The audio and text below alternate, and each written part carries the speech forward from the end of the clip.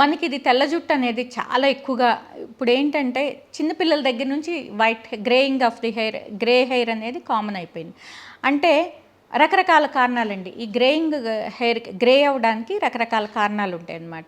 Especially grey hair అనేది genetic అండి. Main reason వచ్చి జెనెటిక్. మనకి జీన్స్ ద్వారా అంటే ఏంటంటే మనకి ఫ్యామిలీస్లో అనమాట జెనెటిక్గా మనకి జెనెటికల్ బ్యాక్గ్రౌండ్ ఉంటే కనుక ఈ గ్రేయింగ్ అనేది చాలా ఎక్కువగా చూస్తుంటాం అనమాట. అంటే మన తరతరాలుగా ఎర్లీగా గ్రేయింగ్ ఉందనుకోండి, మనకు కూడా గ్రేయింగ్ అనేది చాలా తొందరగానే రావడానికి అవకాశం ఉంటుందన్నమాట.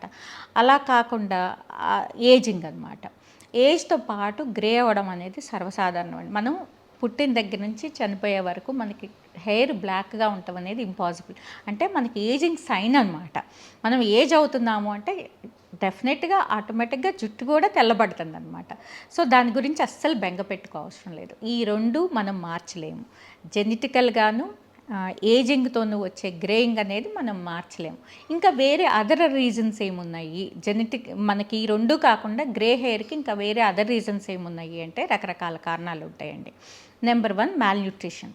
అంటే ఏంటంటే పోషకాహారాలు సరిగ్గా అందకుంటే, బ్యాలెన్స్డ్ డైట్ సరిగ్గా లేకుంటే, B complex, biotin, B6, B12 vitamin deficiency ఉన్న, ఐరన్, వైటమిన్ డి డెఫిషియన్సీ ఉన్నా కూడా మనకి ఈ గ్రేయింగ్ అనేది మనం ఎక్కువగా చూస్తుంటాం అనమాట. అదే కాకుండా ఇన్ని ఆటో ఇమ్యూన్ డిజార్డర్స్ అండి. ఆటో ఇమ్యూన్ డిజార్డర్స్ అంటే for example alopecia areata. Alopecia areata అంటే ఏంటంటే మన బాడీనే యాంటీజెన్స్ని ప్రొడ్యూస్ చేస్తుంది, కిల్ చేస్తుంది అనమాట. న్యాచురల్ మెలనిన్ని కిల్ చేయడం వలన మన బాడీ మీద అటాక్ చేస్తుంది. చేయడం వలన మనకి మెలనిన్ని చంపేసి ఆ జుట్టు అనేది గ్రేగా రావడానికి అవకాశం ఉంటుంది అనమాట. ఒకవేళ అలోపేషియా ఏరియేటాలో ఏంటంటే రౌండ్ ప్యాచెస్, హెయిర్ లేకుండా ప్యాచెస్ కనిపిస్తాయి అనమాట. హెయిర్ బేరింగ్ ఏరియాలో ఎక్కడైనా బాడీలో ఎక్కడైనా మనకి ఈ ప్యాచెస్ కనిపించవచ్చు. ఒకవేళ కనిపించిన మళ్ళీ హెయిర్ వచ్చినా కూడా గ్రే హెయిర్ రావడానికి ఎక్కువగా అవకాశం ఉంటుందన్నమాట. సో అలాంటి కండిషన్స్లోనూ, అలాగే ఎనీ థైరాయిడ్ డెఫిషియన్సీలోను, అలాంటి ఎనీ హార్మోనల్ దీంట్లోనూ కూడా మనకి గ్రేయింగ్ అనేది తొందరగా రావడానికి అవకాశం ఉంటుంది అనమాట. అలాగే కొంతమంది హార్ష్ షాంపూలు వాడతారండి. హార్ష్ షాంపూలు వాడడం వల్ల కూడా మనకి గ్రే రావడానికి ఎక్కువగా అవకాశం ఉంటుందన్నమాట. అలాగే ఇంకొకటి ఏంటంటే ఈ హెయిర్ కలర్ అనేది నాట్ ఓన్లీ గ్రే హెయిర్కే వాడడం లేదండి, చాలామంది ఫ్యాషన్ కోసం ఎక్కువగా వాడుతున్నారనమాట. అంటే హెయిర్ స్ట్రీక్స్ అని కానీ హెయిర్ కలర్ మార్చుకోవడానికి చాలామంది ఈ హెయిర్ కలర్స్ అనేది వాడుతున్నారనమాట. దీంట్లో ఉండే హైడ్రోజన్ పెరాక్సైడ్ ఏం చేస్తుందంటే న్యాచురల్గా మనకి ప్రొడ్యూస్ చేసే మెలనిన్ పిగ్మెంట్ని దాన్ని కిల్ చేసి దాన్ని గ్రేగా చేయడానికి ఎక్కువగా అవకాశం ఉంటుందన్నమాట. సో గ్రేయింగ్ అంటే మన జుట్టు తెల్లబడడానికి దోహదపడుతుంది అనమాట. దీనివల్ల కూడా హెయిర్ తొందరగా గ్రే అవ్వడానికి అవకాశం ఉంటుందన్నమాట. అందుకని వీలున్నంత వరకు ఇలాంటి అనవసరంగా కలర్ అనేది వేసుకోకూడదు.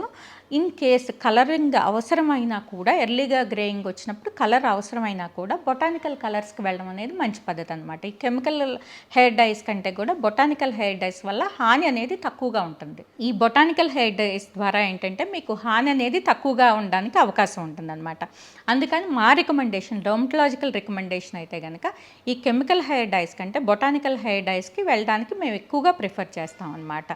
సో ఈ జాగ్రత్తలన్నీ తీసుకుంటే కనుక మీకు ప్రిమెచ్యూర్ హెయిర్ గ్రేయింగ్ అనేది తక్కువగా ఉండడానికి అవకాశం ఉంటుంది. సో దీనికి ట్రీట్మెంట్ ఏంటి అంటే ఇందాక నేను చెప్పినట్టు ఏజింగ్కి, జెనెటిక్స్కి దెర్ ఈజ్ నో ట్రీట్మెంట్ అండి. దానికోసం మా దగ్గరికి చాలామంది వస్తారు. జెనెటికల్గా వాళ్ళకి హిస్టరీ ఉంటుంది, లేదు అంటే ఏజ్తో పాటు వచ్చేదాన్ని మనం ఎప్పటికీ వాళ్ళకి ఏ ట్రీట్మెంట్ ద్వారాను మనం వాళ్ళకి గ్రే నుంచి బ్లాక్ చేయడానికి అవకాశం ఉండదు.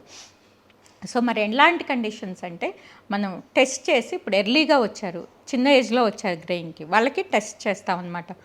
బ్లడ్ టెస్ట్, ల్యాబ్ టెస్టులు చేస్తాం. సీరం ఐరన్, ఫెరిటిన్, తర్వాత కాపరు, జింక్, వీటిలో ఏది తక్కువ ఉన్నా కూడా గ్రేయింగ్కి అవకాశం ఉంటుందన్నమాట. కాపర్, జింక్, కాల్షియము, అలాగే B1, B6, B12 డెఫిషియన్సీస్ ఏమన్నా ఉన్నాయేమో చూసి, any nutritional deficiency, protein deficiency ఉందేమో చూసి, డెఫిషియన్సీ ఉంటే కనుక వాటిని కరెక్ట్ చేయడం ద్వారా మళ్ళీ రివర్స్ అవ్వడానికి అవకాశం ఉంటుందన్నమాట. గ్రే హెయిర్ బ్లాక్‌గా టర్న్ అవ్వడానికి అవకాశం ఉంటుందన్నమాట.